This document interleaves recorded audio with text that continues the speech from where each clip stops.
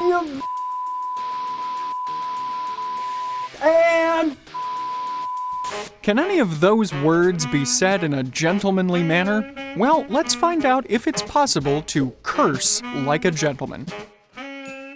Before discussing why a gentleman might want to curse, let's discover why people curse at all. By whatever name you know them, be they curse words, swear words, expletives, or vulgarities, among others, all of these kinds of words are examples of profanities. These are offensive words meant to impart some particular shade of meaning that can't be conveyed with regular speech.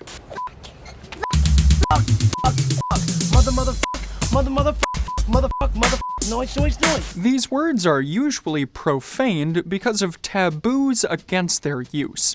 Bloody bugger to you, you beastly bastard. Sometimes they blasphemously involve religion, either cursing in the name of a deity or taking a deity's name in vain. God fucking damn it! Or because they reference body parts or actions considered unclean, such as sexual or digestive organs or processes. Examples of all of these types are mentioned in comedian George Carlin's famous routine on 7 words you can't say on television. I wonder if we could show them here on YouTube without getting demonetized.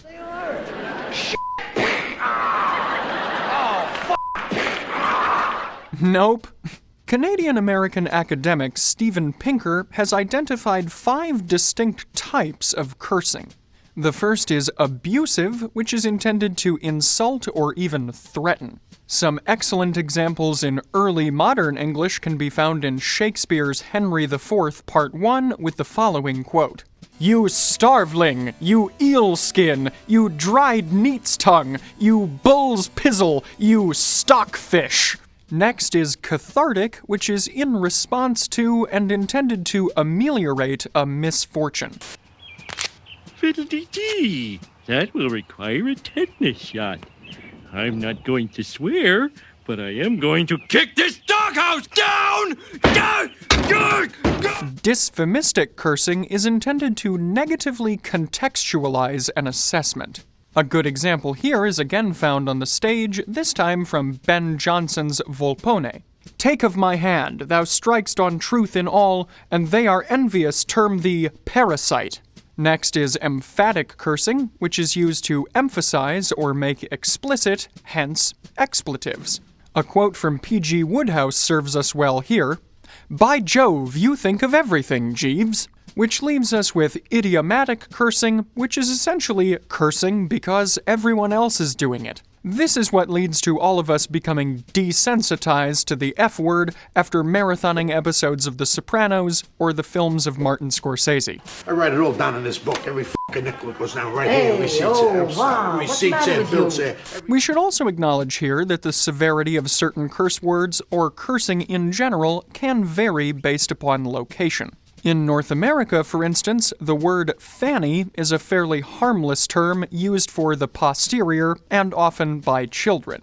While in Britain and other Commonwealth nations, it's a much more vulgar term used for a different part of the anatomy. Conversely, Europeans tend to be more lax in their use of scatological curse words than do Americans, which is why the English dub of this German children's cartoon has the S word in it. It starts to curse louder.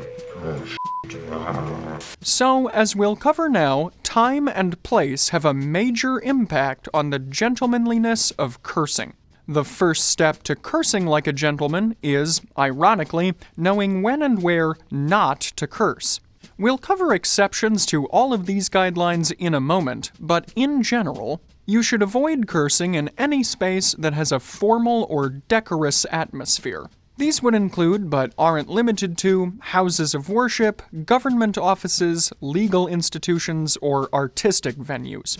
In many cases, you should avoid cursing in a professional environment, as unless you're employed at the Sterling Cooper ad agency, having a potty mouth in the workplace is poor form.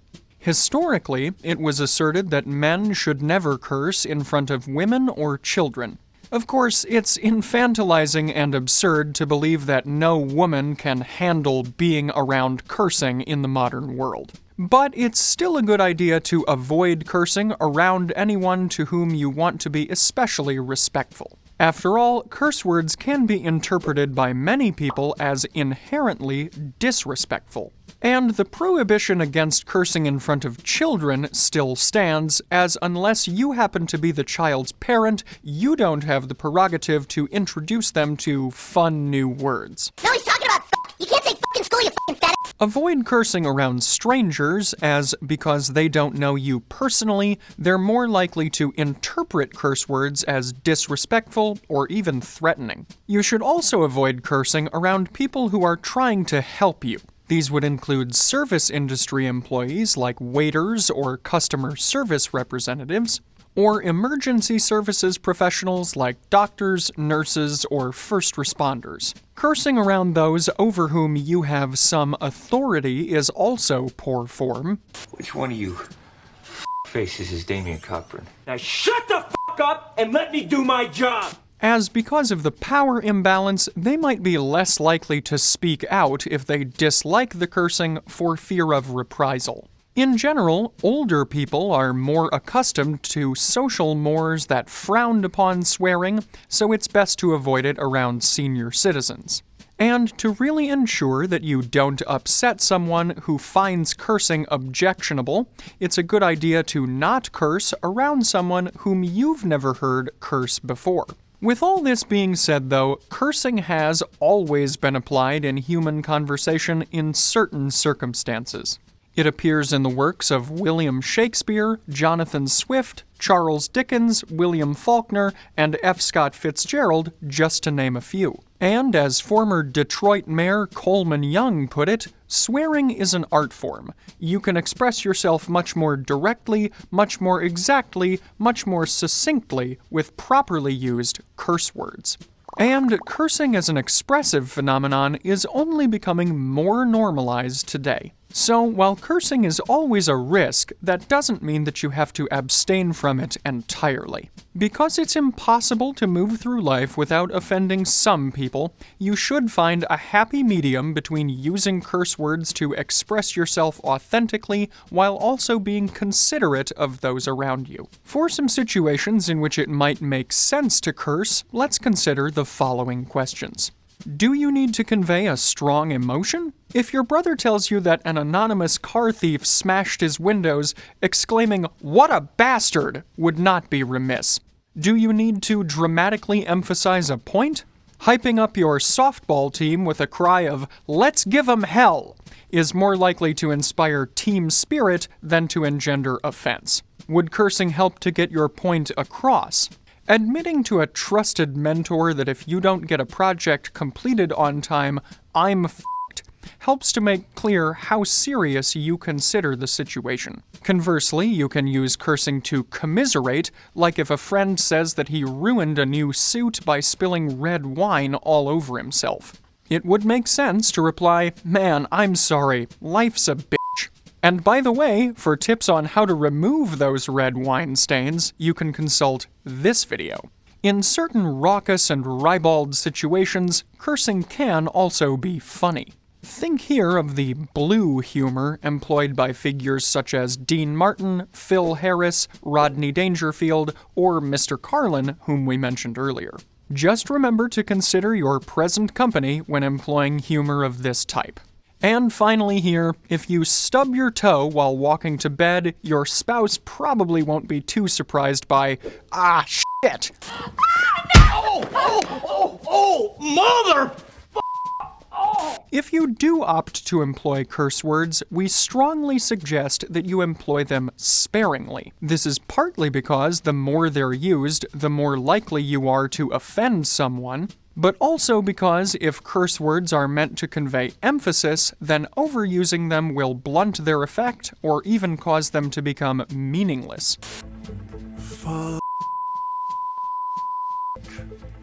The phrase, "ah, nuts," was once considered inappropriate for films, but regular use first made it an everyday occurrence, and now it's seen as almost quaint. Ultimately then, curse words can only serve their purpose of conveying strong emotion if they're used rarely. Before we continue on with more guidelines for cursing, let's quickly cover what I'm wearing in today's video. As swearing is sometimes referred to as blue language, I was inspired to wear tones of blue for today's outfit. My shirt features a grid pattern of light, medium, and dark blue tones on a white ground. It's a short-sleeved sport shirt in seersucker with a button-down collar from the brand Land's End. This video isn't sponsored, but they are one of our favorites, as you can see in this video. Meanwhile, my trousers are in plain medium blue, and my shoes are navy blue suede loafers from the brand Henry Stevens.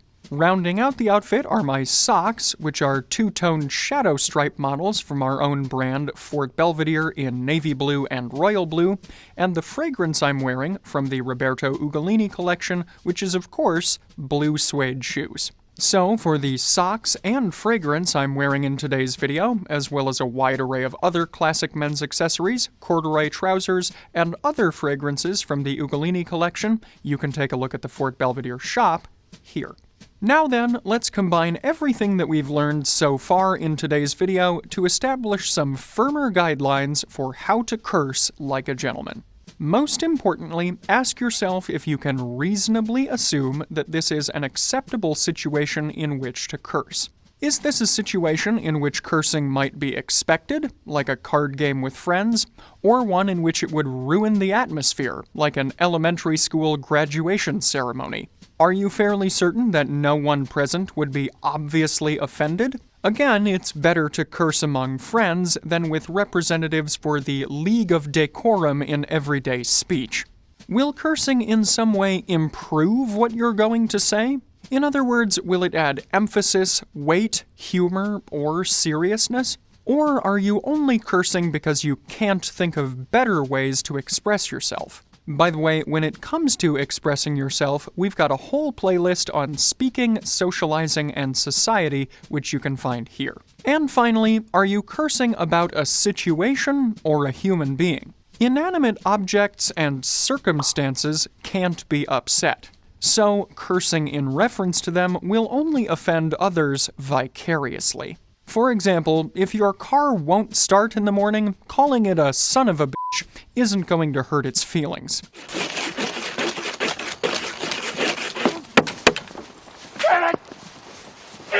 As a gentleman always endeavors to make others feel respected, however, the situations in which you can curse at a person in a gentlemanly way are much more rare.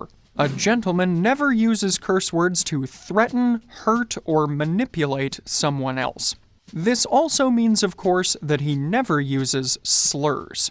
These, by the way, are in their own separate category of inappropriate language, and you're not going to see us produce a companion video to this one on slurs. We firmly believe that slurs shouldn't be used, except if and when reclaimed by the groups or individuals at whom they were historically directed.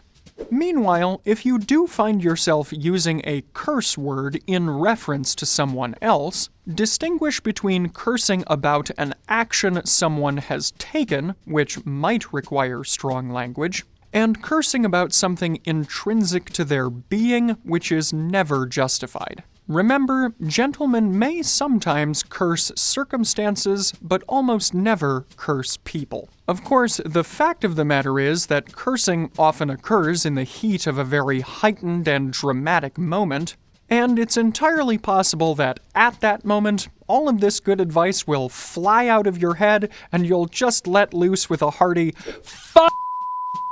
If this happens, and you suspect or recognize that you have given offense, simply apologize. Say something like, "I'm sorry for my foul language. I spoke without thinking and the words I used were inappropriate." If applicable, reassure the person in question that you're not angry at them. Say something like, "I'm sorry I cursed like that. I was angry about our manager's decision to move this deadline up. I'm not mad at you." And if your curse was directed at a person who happened to hear it, say something like, "I apologize. This kind of language is beneath me, and it was rude of me to apply it in reference to you." You deserve to be treated better. Please accept my apology. So, in simplest terms, the best thing to do is apologize whenever you've f***ed up. Sorry. In conclusion, if cursing is an important part of how you express yourself, in certain circumstances, as an adult, you can do it. But cursing like a gentleman means that you're doing so in a way that minimizes the potential hurt to others. That's why you should usually only be cursing situations and not people, and only when it's appropriate to do so. And when in doubt, it's always better to control yourself and avoid cursing rather than running the risk of upsetting someone. As the old saying goes, if you don't have anything nice to say, it's better not to say anything at all. Do you also think it's possible to curse like a gentleman? And if so, how? Let us know in the comments. And for a bit of extra fun, let us know some of your favorite substitutes for curse words. But please, keep it clean, and remember, we do moderate our comments. We swear.